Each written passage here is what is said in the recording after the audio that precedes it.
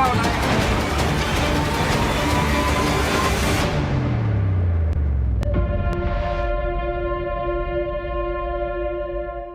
Kalau hasil analisis dari Mas Reza sendiri, kelompok-kelompok relawan tadi dalam tanda kutip yang berusaha menghalangi ini bisa dorongannya karena apa ya?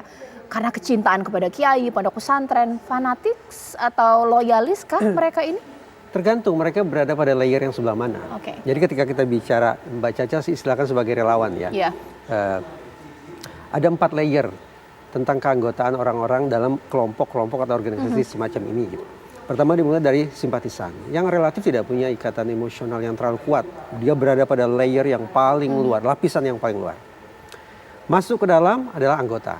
Nah, berarti misalnya ada kartu, ada seragam, ada keharusan untuk ikut serta dalam kegiatan ABC, rapat ABC dan seterusnya. Itu anggota. Berarti kita bisa bayangkan makin mendekati titik pusat, tingkat loyalitasnya semakin tinggi, ikatan batinianya semakin kuat. Formalitas juga ada. Masuk lagi lebih ke dalam adalah yang militan. Lebih lagi ke dalam hardcore. Ini orang-orang yang betul-betul berada paling dekat mungkin dalam keseharian dengan betul-betul pucuk pimpinan, orang yang paling dihormati, orang yang paling dituakan.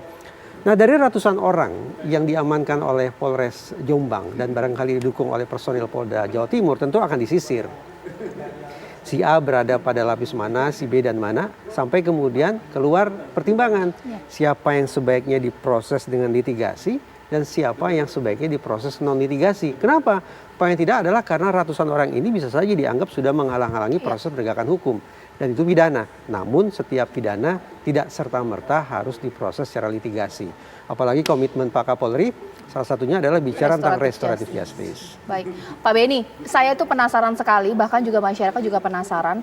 Ketika kasus ini sangat lama, sebenarnya memang adakah perlindungan dari pihak tertentu yang berusaha untuk agar pelaku ini tidak ditangkap, meskipun ini sudah tersangka bahkan DPO, disembunyikan kan? Ya, sejauh ini memang ketika kami supervisi kasus ini, kami komunikasi dengan jajaran Polda dan Polres, tidak ada ke sana. Tetapi semata-mata janganlah nanti ketika melangkah terburu-buru atau melangkah dengan ceroboh atau tanpa perhitungan yang matang, ada ekses yang lebih serius dari kasus pokoknya. Karena ini juga sudah jadi atensi publik, Pak Beni, apakah juga ada himbauan juga untuk Kapolda atau mungkin Kapolres lebih tegas lagi untuk menangkap? Apa yang dilakukan malam ini sudah menunjukkan ketegasan karena sudah masuk, kemudian menyisir di dalam. Soal nanti dia ada di mana, sebetulnya kita bisa sudah memperkirakan lah. Baik. Mungkin di area yang segan orang menyentuh lah. Di mana tempatnya saya rasa sudah tahu, jadi jangan tanya ke saya. Baik. Mungkin saya ke Gus Farur terakhir ini. Gus, apa yang bisa disampaikan kepada masyarakat, bahkan juga mungkin ini semacam himbauan juga, masukan untuk pondok pesantren. Karena jangan sampai ketika kasus ini semakin berlarut-larut, muncul image di masyarakat bahwa pondok pesantren tidak terjamah oleh hukum, ada upaya perlindungan, seperti apa? Ya, kita menyerukan supaya pada tersangka dan pengurus pesantren itu supaya segera menyerahkan diri, supaya ini tidak merembet kemana-mana dan menimbulkan fitnah bagi pesantren-pesantren yang lain. Bayangkan di Jawa Timur ini ada 6.000 pesantren. Gara-gara satu pesantren ini kita semua jadi ikut-ikut malu ya, ini masalah ini. Apalagi masalahnya pelecehan seksual. Anda tahu dalam agama Islam itu jangankan melecehkan, menyentuh aja tidak boleh, memandang aja tidak boleh. Ini kan sudah sesuatu yang aib yang telah. Makanya kita berharap ini ya diproses oleh hukum. Tetapi masyarakat juga jangan menggepiah-uyah ya bahwa semua pesantren jelek. Masih ada ribuan pesantren yang baik. Dan saya kira tidak bisa dikaitkan dengan lembaganya.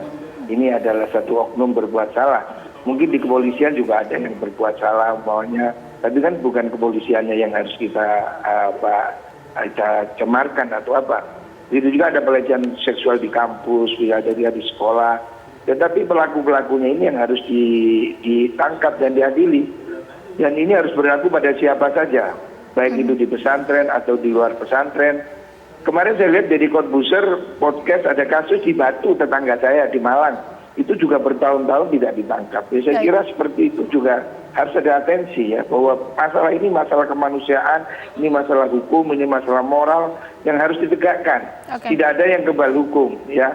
Anak kiai, anaknya wali, anak siapapun, kita harus sama di mata hukumnya. Itu yang kita ingin sampaikan. Gus, kalau sekarang informasinya bahwa Kemenak mencabut izin operasional pesantren Sidikiyah ini, komentar Gus seperti apa? Ya, saya belum tahu apakah itu dicabut secara permanen atau secara temporal dan apa itu kesalahannya sudah ditinjau. Karena kami belum mempelajari ini secara hukum apakah memang harus demikian. Apakah sebuah lembaga besar yang konon itu santrinya juga puluhan ribu. Bagaimana nasib murid-muridnya kalau langsung dihentikan? Apakah harus ada proses hukum dulu? Ya kita minta itu supaya ditangani dengan hati-hati. Tapi kalau pelakunya harus diselesaikan dengan hukum ya. Saya kira harus dipilah. Baik, terima kasih atas waktunya Gus Fahrur, terima kasih juga Pak Benny Mamoto, terima kasih Mas Reza Indragiri. Kita tunggulah bagaimana kasus ini akan bergulir. Mudah-mudahan malam hari ini bisa menyerahkan diri atau juga bisa ditangkap oleh aparat kepolisian.